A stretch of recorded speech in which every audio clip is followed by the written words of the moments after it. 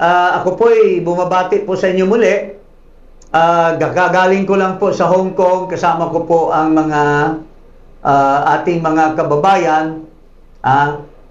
May papakita po kami na video mamaya sa ano namin,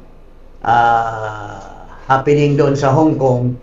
At tuwang-tuwa ang ating mga kababayan doon sa Hong Kong. Napakarami nila nagkumpulan para sa pag-celebrate noong birthday ni President Rodrigo Roa Duterte. Doon po sa Hong Kong, mahal na mahal pa rin ng ating mga OFWs at mga Filipinos na nanirahan doon ang ating Tatay Digong. So, sila nagkaroon mismo ng rally to celebrate the birthday of Tatay Digong. And this is happening all over the world. Kaso, mga kababayan, ito si Paring Eli, mayroon siyang ipapakita ng video ng dalawang chimoy at chimay ng isang ambisyoso na maging senador na kulelat naman noong last election. So, Paring Eli, anong masasabi mo dito sa yung binanggit mo sa akin ngayon? So ano ba ito, Sec Jing, at dahil na nababanggit at nasusangkot din yung pangalan ni Senator Bongo dito po sa issue ito, pati yung pangalan mo at mukhang parang meron pong intriga dito po sa kampo ng mga, sabihin natin, ng mga Duterte. So ano masasabi nyo rito, kasi mukhang naglilinis daw ho sila ng bakuran. Ano ba ito, iisang bakuran tapos parang nagkakaroon ng ganyan intriga. Okay, siguro bigyan kita ng background. Kamakailan lang kasi nag-upload si Paring Ado tungkol sa kung sino ba talagang tunay na kingmaker. Kasi mayroong isang baguhan lang na sumali sa grupo ni Pangulong Duterte. Siguro nagbayad yan siya sa isang tao ni Duterte diyan para makapasok. Ngayon, naghari-harian. At kala mo kung sinong tao na ito, sumulat pa ng libro. Sabi ni Paring Ado, sumulat pa ng libro at ang title ng kanyang libro ay Kingmaker. Parang sinita ni Ado na bakit? Sino bang kingmaker? Hindi ba si Sara? Kasi si Sara Duterte ang nagpanalo kay Bongbong. So kung if you analyze the word kingmaker, how it is applicable to someone who is the one carrying the ball for someone to make a victory, no? So nag-comment lang ako at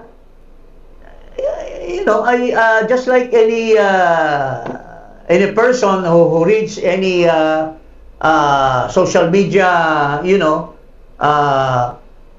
release, ay nag-comment ako. At bigla ngayon, itong chimay at chimoy nitong isang ambisyosong maging senador na talaga namang bata-bata ito ni Marcos hanggang ngayon at ever since.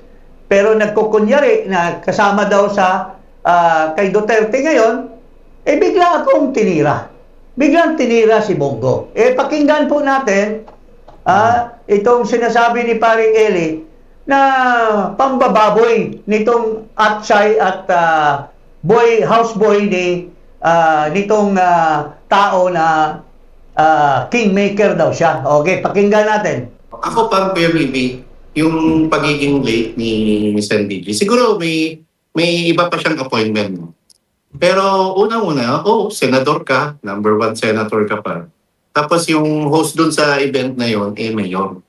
Maaring mas mataas yung katungkulan ng senador kaysa sa mayor. Pero bilang host, hindi ba mas tama at mas angkop lang na mauna ka, dumating ka on time.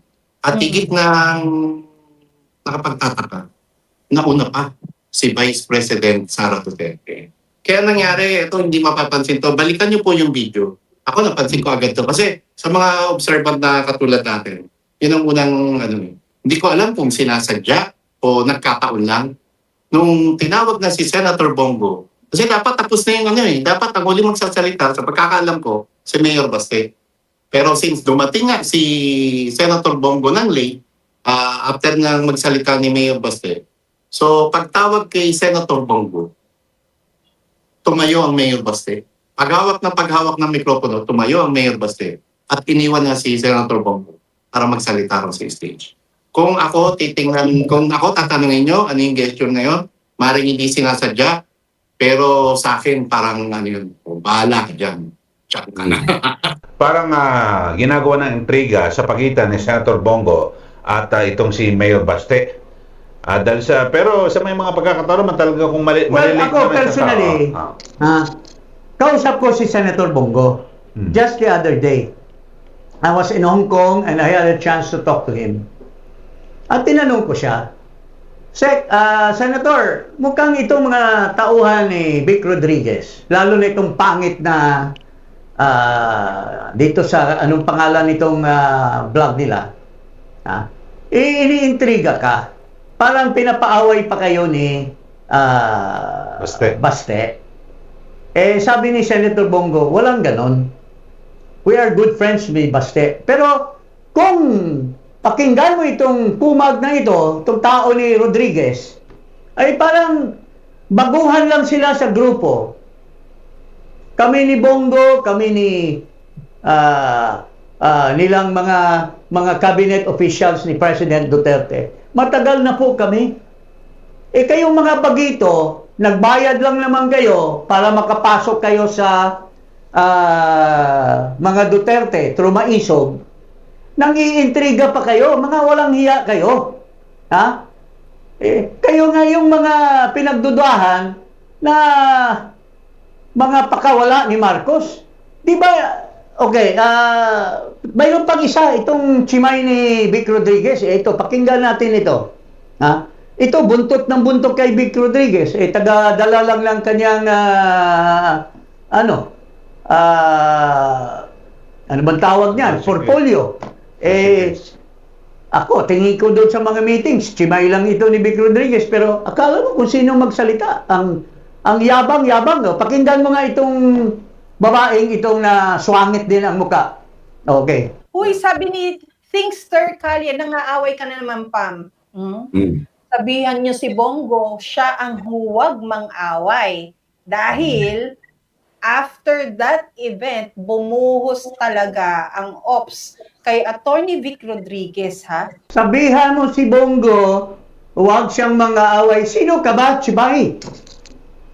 Si Bongo, number 1 senator. Yung amo mo, kulelat sa senatorial race. At kadami-daming sa mga grupo ng mga Duterte parallel organization. Ang tingin dyan sa amo mo ay pakawala lamang ni Marcos. So, sino ka bang manglalait kay Bongo? Sino ka? Sino ba itong chimay ni Vic Rodriguez na ito? At saka saan ba galing itong dalawa nito, mga kababayan? Hindi ba nakinabang ito? Sumipsip ito sa itlog ni Marcos noong pagsampa pa lang ni Marcos pagka-presidente? Mga tangay-tangay ni Marcos ito sa Malacanang Kaya lang, nasipa, dahil inaway nila yung First Lady, alsa balutan ito lahat. Tapos ngayon, ay walang mapuntahan, outside the bakod, biglang nilapitan yung isang puting buhok na tauhan ni Duterte at nagkaayusan yata, biglang naghahari-hari ngayon sa mga organization. Tapos, manglalait pa kay Senator Bongo, number 1 senator, at number 1 tauhan ni Duterte. Kayo, sino ba kayo?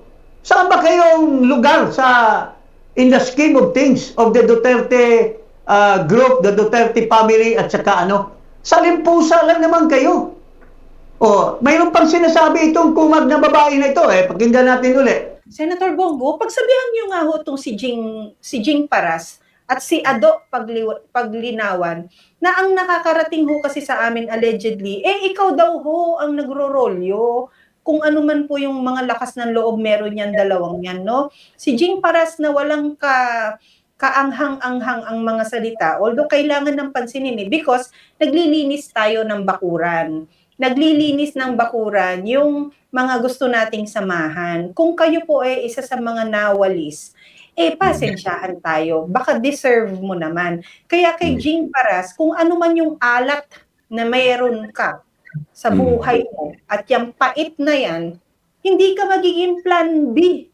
Hindi ka i-try mo na lang ulit sumampa sa Kongreso. Instead, na pinubuhusan mo ng oras si Attorney Vic Rodriguez na sinasabi niyong namamakod and all, kumalas lang yan sa korupsyon na tila baga yun ang hinahanap ninyo sa mga grupo na gusto ninyong samahan.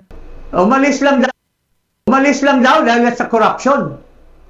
Well, isa-isahin natin itong sinasabi nitong Atchay ni Vic Rodriguez. Itong dalawa, anong pangalan nito? I don't even know the names of this houseboy at saka Atchay ni Vic Rodriguez na buntot ng butot sa kanya, mga tauhan niya doon sa Malacanang na sinipa din ni President Marcos at ni Lisa Araneta Marcos at walang mapuntahan. Dito nagkakalap ng lagim sa mga Duterte. First and foremost, Miss Atchay, si Jing Paras po, hindi po maalat. Mahal na mahal ito ng mga Duterte followers. As a matter of fact, ako pong namumuno ng kampilan ng mga mamayan na may 36 organizations na kasama. So, wag mo akong laitin dahil baka mamaya kakainin mo yung sinasabi mo. Pangalawa, hindi po ako tauhan ni Bongo. Bongo does not have any influence on me. In the first place, ako po ay nauna pang kaibigan ni President Duterte, maybe kay Bongo. Dahil kami ni Duterte ay magkasama na sa Kongreso. We were best of friends noong 1998 pa lang. Kaya huwag kang magdadaldal kung hindi mo alam ang history namin ni President Duterte. Hindi po ako pen-sitter katulad ng amo nyo at kayong dalawang Chimoy at Atchay ni Rodriguez. Kaya wag kayong magkamali na maglait sa akin kasi hindi ko kayo titigilan. You started this? Maalat ako? Paano ako naging maalat? I'm the leader of so many parallel organizations. Kayo, anong leadership nyo? Naka-attend ba kayo doon sa aming National Forum? Yung tao nyo nga hindi nga sumama yan sa impeachment dahil duwag Duwag. Nag-impeach kami kay Marcos, siya napakaduwag dahil ayaw niyang harapin yung amo niya dahil hanggang ngayon, magkaibigan pa rin silang dalawa. Pakawala siya ni Marcos. Atchay, tingnan mo ito. Kung ako ba ipinsitter or love na love ako ni Duterte. Ito. Meeting ang Sakura. Hindi na una. Sige, sir. Ito si Jing Paras ay... Yung Vic Rodriguez ba, kilala ka ba ni Duterte? Sumangkay ka na lang. Pero si Jing Paras, pinakilala ni Duterte sa mga leaders ng mga Muslim sa... doon sa Sulu. Ito si Jing Paras. Kayo ba? Mayroon kayong picture na gano'n? Na pinakilala ka niya kilala ka ng boss sa mga kanyang mga leaders? Tapos ako pa ang sasabihin mo na maalat or inaalat or whatever? Napakakapal ng mukha mo. Ang pangit-pangit naman ang mukha mo. Ano pa uli? Ipatukar mo pa rin yung uli yung kanyang sinasabi. Meron pa akong sagutin doon sa kumag na ito. Si Attorney Vic Rodriguez na sinasabi niyong namamakod and all, kumalas lang yan sa korupsyon na tila baga yun ang hinahanap ninyo sa mga grupo na gusto ninyong samahan. Pag walang pera, galit ka. Pag mayroong pera, gusto mo sumama ka. Pag may impormasyon, gusto mo una ka din sa impormasyon. Anong klase ka, Jing Paras? Yung totoo, sa totoo lang. And kay Adong Paglinawan, anong klase naman pagiging matanda ang merong gusto mo sa buhay mo? Papalubog ng araw sa buhay mo? Ganyan ka pa rin? Anong meron kayo ni Jing Paras? Kung kayo nagmamahalan, kayong dalawa na lang. Ganun lang yun. Pero kung meron ito ding- i-deny mo. Kasi ako, isang play lang ng video, iiyak ang mga supporters mo, Senator Bongo. Umalis lang daw dahil sa korupsyon. Ikaw nga yung tinanggal, yung amo mo ang tinanggal dahil sa korupsyon. O ito, pakinggan mo itong vlog na ito. Parikili, basahin mo nga yan. Vic Rodriguez kasabwat ni Pangulong Bongbong Marcos Jr. sa sugar smuggling. Saan yung sinita? Si Ayan. Vic Rodriguez ay nagsilbing Executive Secretary ng administrasyon ni Ferdinand Marcos Jr. noong unang bahagi ng kanyang panunungkulan. Isa sa mga kontrobersiyang umusbong sa panahong iyon ay ang umano'y issue ng sugar smuggling o illegal na pag-aangkat ng asukal kung saan limpak-limpak na salapi ang nakulimbat dahil sa pagtaas ng presyo at kakulangan sa supply sa bansa. Bilang Executive Secretary, si Vic Rodriguez ay may mahalagang papel sa pag-aproba at pagpapatupad ng mga polisiya ng Malacanang na hanggang sa ngayon ay hindi pa rin napapanagot sa batas. Ayun. Tingnan mo. Yung amo mo, hindi naman yung away nila ni First Lady, dahil nga inimbestigahan ng Senate at nabulungan si President Marcos ni Senator Zubiri nung pinag-appear yung si Mr. Rodriguez doon. At ito po yung cause. So how can he fight corruption when hanggang ngayon hindi pa na-resolve yung corruption charges for the smuggling of sugar during his time? Kaya wag kayong magpapasa ng magpapahamak ng ibang tao dahil wala po kayong makikitang ginawa namin during my time with President Duterte sa aming samahan, sa aming friendship, sa aming pagsasama ni Bongo. Unang-una, bakit nyo tinitira si Bongo? Anong ginawa ni Bongo sa inyo? Si Bongo walang kinalaman sa akin. Huwag kang mag-warning kay Bongo.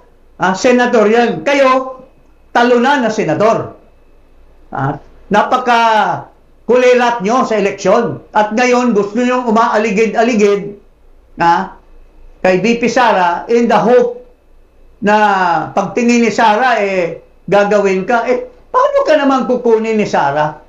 Sama ito si Rodriguez, sama doon sa Japan, sama kung saan-saan, in the hope na kunin siya ni VP Sara dahil number 1 si Sara sa survey.